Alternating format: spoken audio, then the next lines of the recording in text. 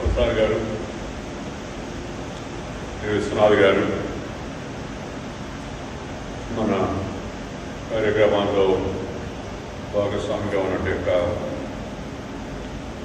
కోనేరు లక్ష్మయ్య విశ్వవిద్యాలయం సత్యనారాయణ గారు ఈరోజు మనతో కలిసి పనిచేస్తున్న ఆంధ్ర బ్యాంక్, ప్రస్తుతం యూనియన్ బ్యాంక్ యొక్క అధికారులు, ఇండియన్ బ్యాంక్ అధికారులు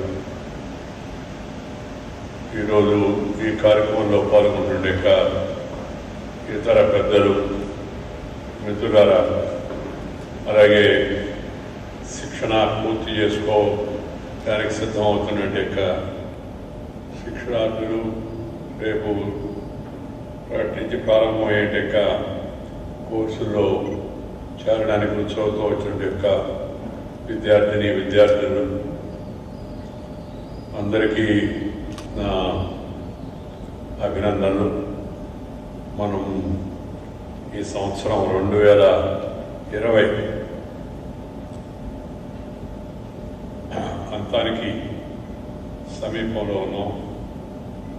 2021 ప్రారంభం త్వరలో కాబోతుంది. తర్వాత సంక్రాంతి పండుగ కూడా మనం చెరువులో ఉన్నాం. మీ అందరికీ ఈ రాబోయే సంక్రాంతి నవ్యక్రాంతిని తీసుకురావాలని, మన జీవితాల్లో వెలుగులు నింపాలని, మనందరికీ సౌభాగ్యాన్ని, సుసంపదలను అందించాలని నేను ఆకాంక్షిస్తూ ఈ కోవిడ్ మహమ్మారి పూర్తిగా మరి అదుపులోకి వచ్చి మనం తిరిగి మళ్ళా మన యొక్క జీవితాలను అర్థవంతంగా, ఉత్సాహభరితంగా, విజయవంతంగా నిర్వహించుకునే పరిస్థితి రావాలని కోరుకుంటున్నాను. ఇందులో చేపట్టిన తర్వాత తరచుగా అందరితో మాట్లాడడం, అన్ని విషయాలపై నా అభిప్రాయాలు వివరించేందుకు అవకాశం లభించడం లేదు. మీ అందరికీ తెలుసు, ఈ రాజ్యాంగబద్ధమైన ఈ నిధులు నిర్వర్తించడం దానికి కొన్ని పద్ధతులు, సాంప్రదాయాలు ఉన్నాయి. అందువలన రాజకీయాల గురించి, సమకాలీన రాజకీయ విషయాల గురించి, లేదా కొనసాగే వివాదాల గురించి, వాటి గురించి నేను మాట్లాడడం సాధ్యమయ్యే విషయం కాదు. మీ అందరికీ కూడా తెలుసు, రాజ్యాంగాన్ని గురించి అవగాహన ఉన్నవాడు. అయినప్పటికీ నేను ఉపరాష్ట్రపతి అయినప్పటి నుంచి నా దృష్టికి వచ్చిన విషయాలను ప్రభుత్వ అధికారులతో, అనధికారులతో, మంత్రులతో, ప్రధానమంత్రితో ఆ విషయాల ప్రాధాన్యతను బట్టి ఎప్పటికప్పుడు నా అభిప్రాయాలు వాళ్ళకి తెలియజేస్తుంది. మన ఈ జనాన్ని కలవడం,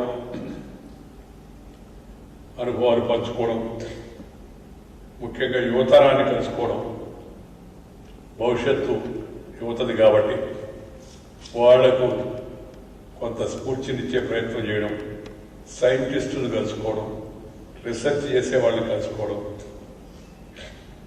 అధ్యాపకులు కలుసుకోవడం, ఆధ్యాత్మికవేత్తలను కలుసుకోవడం, సామాజిక కార్యకర్తలను కలుసుకోవడం, సామాజిక సేవకులను కలుసుకోవడం, ఆ తర్వాత విద్యారంగంలో విశేషంగా కృషి చేస్తున్నవారు, వ్యవసాయ రంగంలో ఉన్న రైతులను కలుసుకోవడం, ఆ రంగాల్లో కృషి చేస్తున్న వాళ్ళను కలుసుకోవడం, అనుభవాలు పంచుకోవడం, ఆ పని నేను చేస్తూ ఉన్నాను.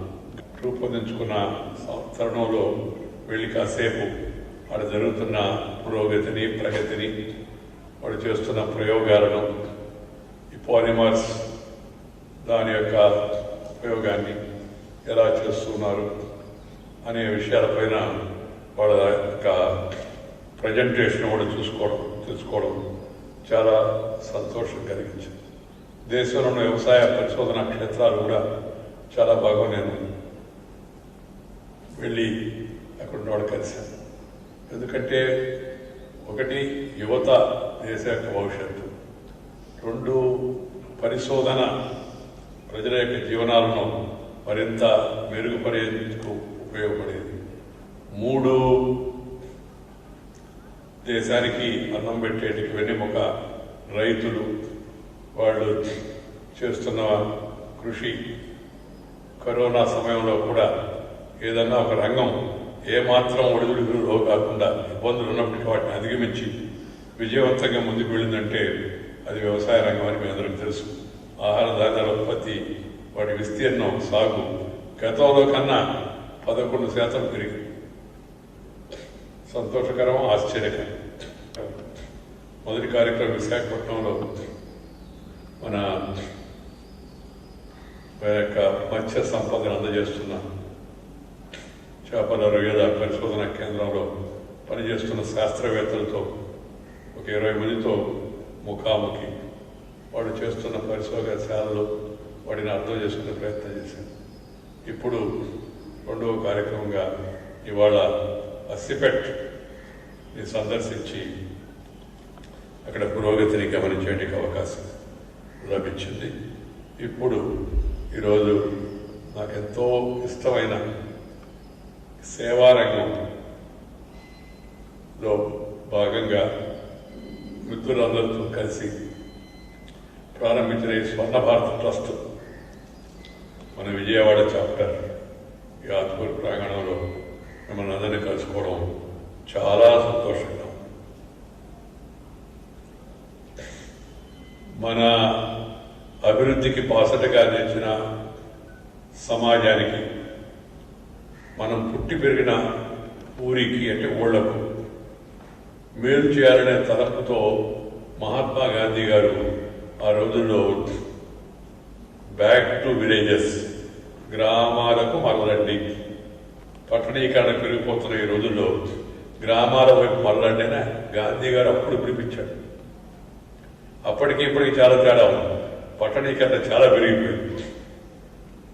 అయినప్పటికీ ఆయన స్ఫూర్తిని దృష్టిలో పెట్టుకొని 2001లో స్వర్ణ భారత్ ట్రస్టు నెల్లూరులో ప్రారంభించబడి విజయవాడకు విస్తరించబడి ఆ తర్వాత ఉమ్మడి రాజధానిగా ఉన్న హైదరాబాద్, తెలంగాణ ప్రస్తుత రాష్ట్రం, అక్కడ కూడా ప్రారంభించి ఈ యొక్క శిక్షణ కార్యక్రమాలు, విద్యా కార్యక్రమాలు, వైద్య కార్యక్రమాలు, వ్యవసాయ ఆధారిత యొక్క ప్రోత్సాహక ప్రశిక్షణ కార్యక్రమాలను చేపడుతూ ఉన్నట్టు స్వర్ణ భారత్ ట్రస్టులో ఇవాళ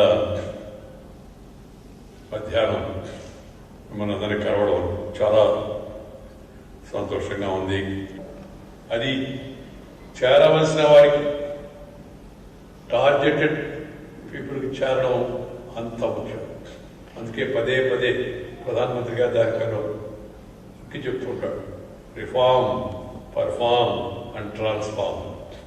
this reformation is for the transformation and the transformation is for the betterment of the nation. ఇది గైడింగ్ ప్రిన్సిపల్. మనము నేను ఇన్స్టిట్యూట్కి వెళ్ళినప్పుడు, రీసెర్చ్ ల్యాబ్స్కి వెళ్ళినప్పుడు వాళ్ళందరికీ చెప్తూ ఉంటాను, what is the purpose of science? What is the purpose of research? What is the purpose of technological advancement? The purpose and ultimate aim is to make people's life happy. Happiness. Happiness అంటే ఒక రకరకాల మనుషులకు రకరకాల happiness వస్తుంది. Happiness will not come only by physical wealth. Happiness will come to you by societal order, by peace, because peace is the prerequisite for progress. If you have tension, you cannot pay attention. So that's why the peace of the world, peace within the country, harmony among the people, ending discrimination of any kind, they are equally important. And delay should be totally avoided. And then we must all focus on development, ఇంకేదన్నా కావాలంటే అతను అడగాలి అని బాధపడుతుంటారు చాలామంది అమ్మాయిలు. So వాళ్ళకి ఈ స్వయం శక్తితో కూడుకున్న శిక్షణ ఇస్తే వాళ్ళు చాలామంది వెలుగుంటారు. నేను ఆ మధ్య ఒక అమ్మాయి నాకు ప్రత్యక్షంగా చెప్పింది, నేను ప్రతిరోజుకి 500 రూపాయలు సంపాదిస్తున్నాను, పెయింట్ టైలరింగ్ ఎంబ్రాయిడరీ చేసి. నేను ఇప్పుడు మా ఆయనకి మా అత్త కూడా అప్పుస్తున్నాను, అప్పు కాదు సహాయం చేస్తున్నానని చెప్తున్నాను గర్వంగా, సాటిస్ఫాక్టరీ. ఇదే campus. So hospitality sector, house keeping, various ఏదైనా సొంత కాళ్ళపై నిలబడే యొక్క ఉద్యోగం, వృత్తి చాలా గొప్పది. వాళ్ళ చుట్టూ తిరిగి బజరాడాల్సిన అవసరం లేకుండా అందరికీ ప్రభుత్వ ఉద్యోగాలు రావు. అందుకని స్కిల్లింగ్, మల్టీ స్కిల్లింగ్. కొంతమందికి ఒక రకమైన బహుముఖమైన సామర్థ్యం ఉంటుంది. ఒకరవాడు శిక్షణ ఇస్తే అప్పుడు చూస్తున్నారు, కొంతమంది మా దగ్గర డ్రైవింగ్ చేస్తారు, చిన్న రిపేర్, ఎలక్ట్రిసిటీ రిపేర్ చేస్తారు, ఫోన్లు వెంటనే తక్షణ అటెండ్ అవుతుంటారు. కొంతమందికి ఆసక్తి చూపిస్తుంటారు. ఇప్పుడు now the modern youth is also developing interest in cooking. కుకింగ్లో కూడా అబ్బాయిలు దృష్టి పెడుతున్నారు. కొంతమంది ఈ మధ్య ఈ కోవిడ్ కాలంలో చాలామంది భర్తలు భార్యలు సహాయం చేశారు వంట పనుల్లో. మనకి వేరే పాజిటివ్గా ఖాళీగా ఉండబట్టి కూడా కారణం ఏమిటి వచ్చింది చెప్పలేను, కానీ it's a good trend, positive trend. ఇదేంటి వంట ఆడవాళ్ళే చేయాలి ఎక్కడ రాసి పెట్టాలి, ఇది పలానా పని మగవాళ్ళే చేయాలి ఎక్కడ రాయాలి, సృష్టిలో లేదు. అవకాశాలు దొరకలేదు. అవకాశం వస్తే నేను ఇవ్వ తిరుగుతున్నప్పుడు ఈ పిహెచ్డి లేకపోతే మన రీసెర్చ్ లేకపోతే కొద్దిగా టాప్ యూనివర్సిటీ టాప్ వాళ్ళకి ఈ ఒకే మన కాన్వకేషన్ అయిన తర్వాత డిగ్రీ ఇచ్చినప్పుడు ఉపరాష్ట్రపతి అంతమందికి ఇవ్వడానికి వీలేదు కాబట్టి ఒక టాప్ 10, 15, 20 చిల్డ్రన్ని వాళ్ళని తీసుకొస్తారు స్టేజ్ మీదకి. మిగతా వాళ్ళందరికీ వైస్ ఛాన్సలర్ లేకపోతే గవర్నర్ ఉంటే గవర్నర్ చేస్తుంటారు. ఇప్పుడు మీకు కూడా సర్టిఫికేట్ ఇస్తున్నట్టు. అంతకుముందు మంత్రిగా ఉన్నప్పుడు మామూలుగా నేనే ఇచ్చాము అన్ని అందరికీ. ఇప్పుడు కొద్దిగా లాంఛన ప్రయాణిస్తాను. అప్పుడు చూశాను నేను. I have notice that new development among the top of the university are the college 65 to 70% are girls. That's a very positive trend. We must encourage. అమ్మాయిలో కూడా ప్రతిభ ఉంది. కార్యాలు సాధించడానికే జీవించేస్తున్నామని విశ్వసించండి. బలం, శక్తి మీలోనే ఉన్నాయని గుర్తుపెట్టుకోండి. ఎంతో విశ్వాసంతో నిలబడండి. ధైర్యంగా మీ బాధ్యతను భుజస్కంధాలపై వేసుకోండి. భవిష్యత్తుకు మీరే బాధ్యులను తెలుసుకోండి.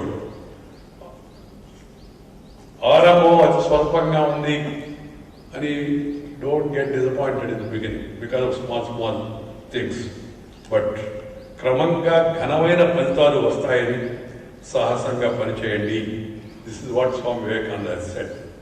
Take inspiration from his words and then the Swarna Bharat trust believes in that philosophy and doing their best. ఈ స్వర్ణ భారత ట్రస్టీలందరినీ నేను అభినందిస్తున్నాను.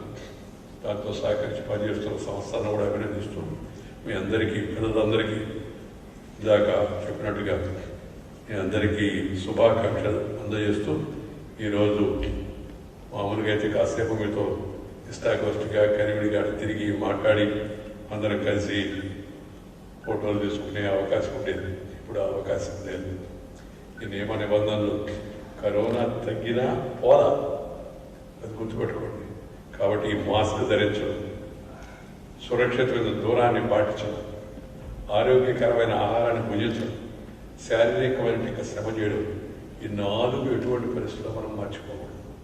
ఈ విషయాలను అందరూ గుర్తుపెట్టుకోవాలని భావిస్తూ మీకు శుభాకాంక్షలు తెలుపుతూ మీ దగ్గర సెలవు తీసుకున్నాను. నమస్కారం. త్వరలో పరిస్థితులు మామూలు అయితే ఈ పర్యాయం వచ్చినప్పుడు మరింత స్వేచ్ఛగా కనివిడిగా అందరం కలుద్దామని చెప్తూ సెలవు తీసుకున్నాను. నమస్కారం. జై హింద్.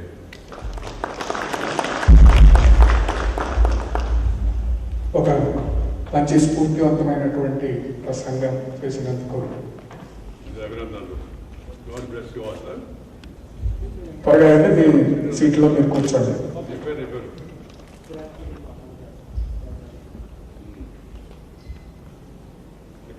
జనగణమన కార్యక్రమం ఉంటుంది. దయచేసి మీ సీట్లో మీరు కూర్చోండి. వెళ్ళండి తొందరగా.